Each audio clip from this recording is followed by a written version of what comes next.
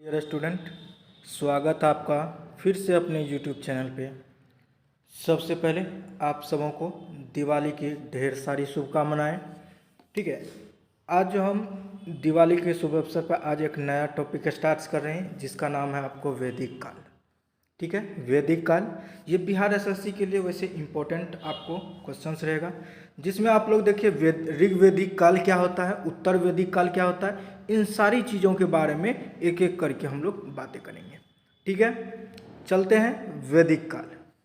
वैदिक काल, इस काल में वेदों की रचना की गई थी वैदिक काल में, अतः इसे वैदिक काल कहा गया है।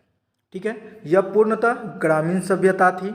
जैसे वो नगरीय सभ्यता थी, सिंधु घाटी सभ्यता, उसी तरह वैदिक काल एक ग्रामीण सभ्यता थी। वैदिक काल का जो टाइम पीरियड होता है, अवधि होता है, वो 1500 ईसा पूर्व से लेकर 600 ईसा पूर्व तक होता है वैदिक काल का टाइम पीरियड।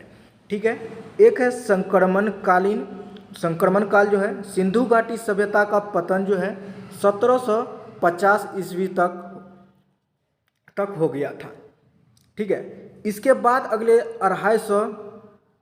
250 साल में धीरे धीरे वैदिक सभ्यता का विकास प्रारंभ हुआ। इसी 250 साल को संक्रमण काल कहते हैं। ठीक है, यहाँ से आप लोग जानते हैं सिंधु घाटी सभ्यता जो है आपको 2500 ईसा पूर्व से लेकर 1750 ईसा पूर्व तक, लेकिन यहाँ पे वैदिक काल 1500 से 600 ईसा पूर्व तक, ये 200 साल तक 250 साल जो हुआ, इसमें हमको क्या हुआ, इसमें सिंधु घाटी पतन का काल था इस समय। ठीक है, ठीक है, संक्रमण काल इसको कहते हैं। चलिए, इसी में वैदिक काल को हम लोग दो भागों में बांटते हैं, जिसमें आपको बताए 1500 से 600 बीसी तक। पहला आपको ऋग्वैदिक काल, जिसमें 1500 ईसा पूर्व से लेकर 1000 ईसा पूर्व तक को हम लोग वैदिक काल कहते हैं। ठीक है, नेक्स्ट आता है उत्तर वैदिक काल, जिसमें 1000 बीसी से लेकर 600 बीसी तक को हम लोग कहते हैं उत्तर वैदिक काल। ठीक है, उत्तर वैदिक काल कहते हैं। नेक्स्ट हम लोग का है ऋग्वैदिक काल। इस समय जाति का निर्धारण कर्म के आधार पर किया जाता था। यह काल 1500 ईसा पूर्व से 1000 ईसा पूर्व तक था। फिर उत्तर वैदिक काल आता है, इसका विकास 1000 बीसी से 600 बीसी तक हुआ। इस काल में जाति का निर्धारण वंश के आधार पर होने लगा। ठीक है, उत्तर वैदिक काल में लोहे की खोज हुई और भारत में लोहे का प्रचलन पहली बार 1000 ईसा पूर्व में प्रारंभ माना जाता है। और वर्तमान में भारत में लोहे का पहला साक्ष्य अतरंजी खेरा से देखने को मिलता है। अतरंजी खेरा में देखने को मिला था लोहे का पहला साक्ष्य। ठीक है, नेक्स्ट है हम लोग का, देखिए वैदिक समाज के निर्माता आर्य को कहा जाता है। ठीक है, आर्य मध्य एशिया से आए थे, जैसे मैक्स मुलर आए थे, और भारत में सप्त सैंधव प्रदेश यानी 7 नदियों का प्रदेश पंजाब हरियाणा में बस गए। उसके बाद आर्यों की भाषा जो थी वो संस्कृत भाषा थी। आर्यों की भाषा संस्कृत भाषा जो देवताओं की भाषा थी, जिस कारण आर्य स्वयं को श्रेष्ठ मानते थे। जो संस्कृत जानते थे वो अपने आप को क्या मानते थे, श्रेष्ठ मानते थे। जिन्हें संस्कृत नहीं आती थे उसे अर्थात भारत में मूल निवास को अनार्य कहा गया था। जिसको संस्कृत आता था आर्य, जिसको संस्कृत नहीं आता था अनार्य कहा जाता था। ठीक है, दक्षिण भारत में आर्यकरण अगस्त ऋषि ने किया था। दक्षिण भारत का आर्यकरण कौन किया था, अगस्त ऋषि ने किया था। उत्तर भारत का आर्यकरण राजा विदेह पुरोहित पंडित गौतम राहुगण ने किया था, किंतु ये गंगा नदी को पार करके पटना नहीं पहुंच पाए थे, जिस कारण अथर्ववेद में पाटलिपुत्रा को अछूतों की भूमि कहा गया और यहाँ के गंगा जल को पवित्र नहीं माना जाता था। ठीक है, ये भी आप लोग याद रखिएगा। गंगा नदी को पार करने पटना नहीं कर पाए थे आप लोग। देखिए, इसमें गंगा नदी जो था उसको पार नहीं कर पाए थे, जिस कारण जो है अथर्ववेद में पाटलिपुत्र को अछूतों की भूमि कहा गया था। ठीक है, किसने कहा था, गौतम राहु ने किया था। ठीक है, नेक्स्ट देखते हैं हम लोग। इसमें देखिए, इस समय सबसे प्रिय पशु जो था, प्रिय पशु गाय था, और जो समृद्धि का संकेत था। जो उस समय ज़्यादा गाय पालता था वो क्या कराता, अमीर कहलाता था। ठीक है, गाय की हत्या करने पर मृत्यु दंड दिया जाता था। राजा का मुख्य कार्य गाय के लिए युद्ध करना गविष्ठी था। ठीक है, राजा का मुख्य काम होता था गाय के लिए युद्ध करना। उस समय अर्थव्यवस्था का मुख्य आधार कृषि था। परुसनी नदी, रावी नदी को पहले परुसनी नदी कहते थे, ठीक है। और उसके बाद तथा अनार्य राजाओं के बीच युद्ध हुआ। इस युद्ध में आर्य विजय हुए। इस युद्ध को 10 राज का युद्ध कहा जाता था। इसकी चर्चा ऋग्वेद में 7वें मंडल में किया गया है, ठीक है। आर्यों के विजय होने के कारण ही इस क्षेत्र का नाम आर्यावर्त पड़ा। आर्यों में सबसे महान राजा भरत था, जिसके नाम पर आर्यावर्त का नाम भारत रखा गया। भारत को आर्यावर्त के नाम से भी जानते हैं, ये भी आप लोग याद रखिएगा, ठीक है। यहाँ पे देखिएगा पूजा कराने का काम जो था उस समय याद रखिएगा ब्राह्मण का था। और उसका सेना सब युद्ध जो करता था उस सबको क्षत्रिय कहते थे। जो व्यापार करते थे उसको वैश्य कहते थे। अन्य वर्ग का काम था शूद्र, सब जो था वो आपको सेवा करने का काम था। यही 4 वर्ण वैदिक काल में बटा हुआ था, ब्राह्मण, क्षत्रिय, वैश्य और शूद्र।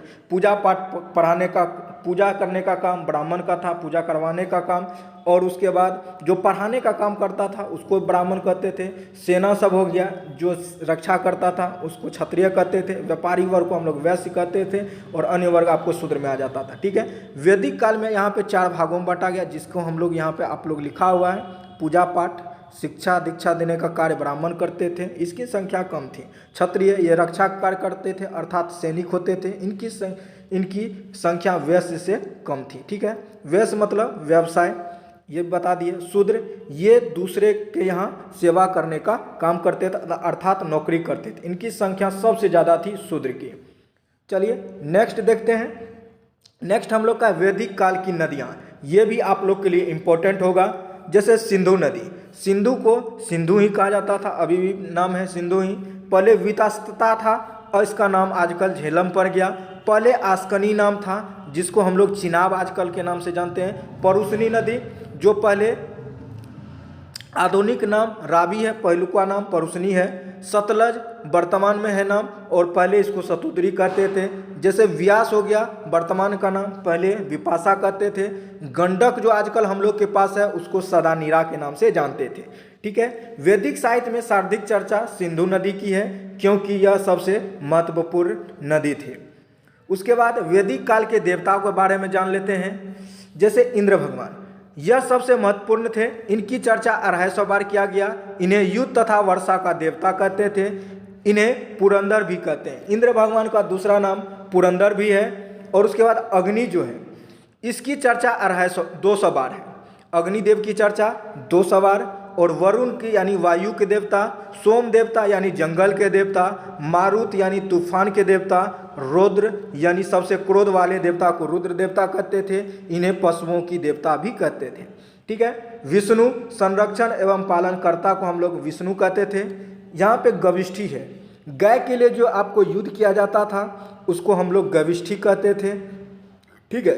नेक्स्ट देते हैं सीता का अर्थ। यह हल से जोती गई जमीन पर पड़ा निशान, जिसको हम लोग सीता का अर्थ होता है हल से जोती गई जमीन पर पड़ा निशान। उसके बाद देख लेते हैं वैदिक काल की सामाजिक व्यवस्था, जिसमें देखिए इस समय सबसे बड़ा पद राजा का होता था, जिसे जनता चुनती थी। राजा किसी भी निर्णय को लेने से पहले विभिन्न समितियों में बैठकर इसकी चर्चा करते थे, राय लेते थे। यानी इसके लिए आप लोग देखिएगा समिति सब बना हुआ था। उसी तरह देखिएगा 3 प्रमुख संगठन थी जिसमें सभा आता था। यह निम्न साधारण लोगों का संगठन था। इसकी चर्चा 8 बार वैदिक काल में किया गया, ठीक है। उसके बाद समिति था, यह उच्च वर्ग के लोगों का संगठन था। इसकी चर्चा 9 बार किया गया है। विदत यह सबसे महत्वपूर्ण संगठन थी। इसकी चर्चा 122 बार किया गया था। वैदिक काल में 3 प्रमुख संगठन, सभा, समिति और विदत, ठीक है। ये आप लोग याद रखिएगा सामाजिक व्यवस्था। नेक्स्ट देखते हैं, इसमें आप लोग याद रखिएगा जिसमें सभा और विदत में भाग लेने की अनुमति महिलाओं को नहीं थी।